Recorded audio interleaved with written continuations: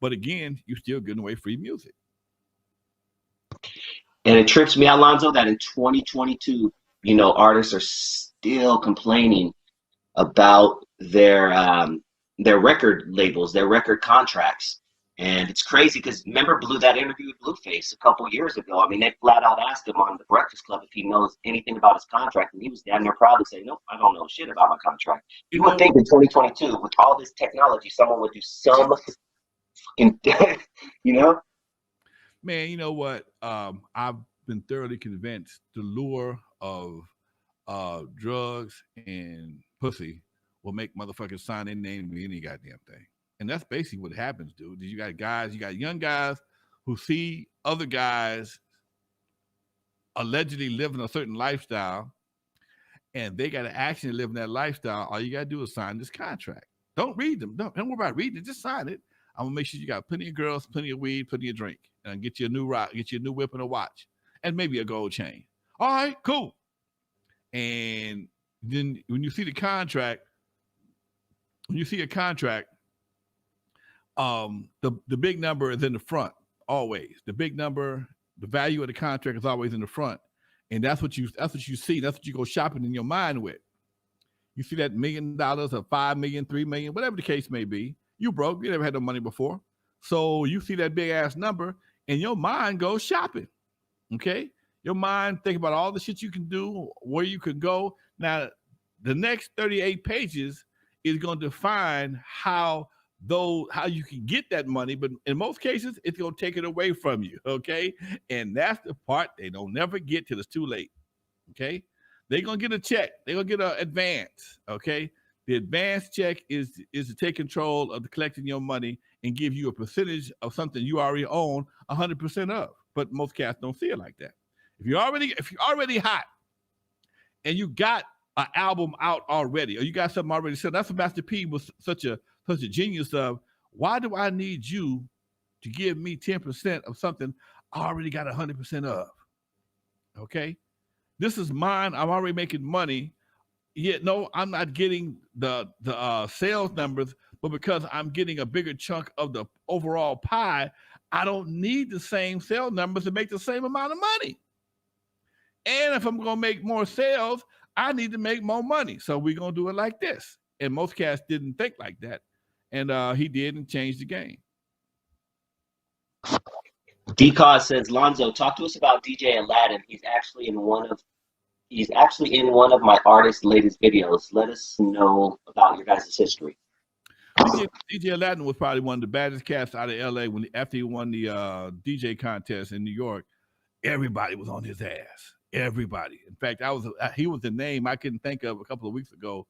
We were talking about bad DJs out of Compton, and he was that dude. And I think it was that one of those DJ competitions. He went out and acted a fool, okay, and came back with the prize. And he was on a couple of albums, and I didn't hear much from him after that. He kind of disappeared. I was working with one of his guys, Frank G, for a while, and he was trying to do some things with him, but we couldn't get it coordinated. And in fact, I'm gonna try and get him on the show. I know how to catch up with him. But yeah, he was the man for a while. Him, Joe Cooley. LA had some badass DJs. DJ Rectangle, a white boy out of Oceanside, killer. And LA took the DJ thing. When it came to DJing, LA got some of the coldest DJs around. I ain't gonna say all of them I ain't disrespecting nobody, but when it comes to the 80s and 90s, guys that were turntablists, it turned it into a real instrument. Some of the best ones came out of California or from the West Coast. That is a fact. OG Shaq says, how do you feel about DJs back then to now? I feel DJs back then had to have more talent and skill, or more talent. DJs nowadays have a lot of skills. It's a difference. And there is some talent included also, but computers have changed the whole concept of DJing. You got quick, what you call them, quick cue buttons and whatever the case may be, high cue buttons. It's real easy. It's a lot easier to sound better than you really are if you took away them quick high Q buttons and gave a lot of these guys 1200s. They wouldn't know what to do with it. It'd be like giving but a monkey a keys to your car, ain't gonna know what the fuck to do with it. Okay, and you got guys like Egypt, Dre, Yella, Joe Cooley, Aladdin. These guys, Rectangle. These guys, Bobcat, BattleCat. These guys are true turntables. Now, BattleCat's one of the few guys that can go both ways. Okay, he learned on turntables, but he also applies some of them same skills to a computer and a controller, which is a lot different. But he can do both of them, and I think that's where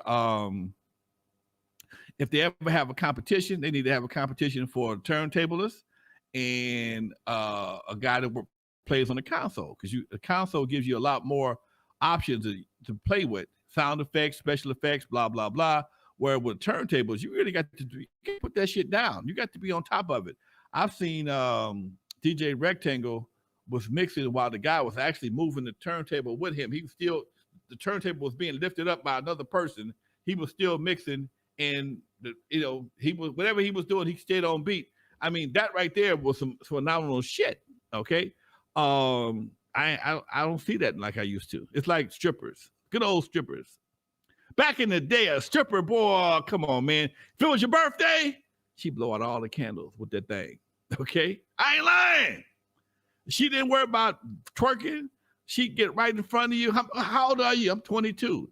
She'd get some candles or some matches, and the cat, poof, blow them all out. Now you got money coming, baby. You got money coming for me, okay?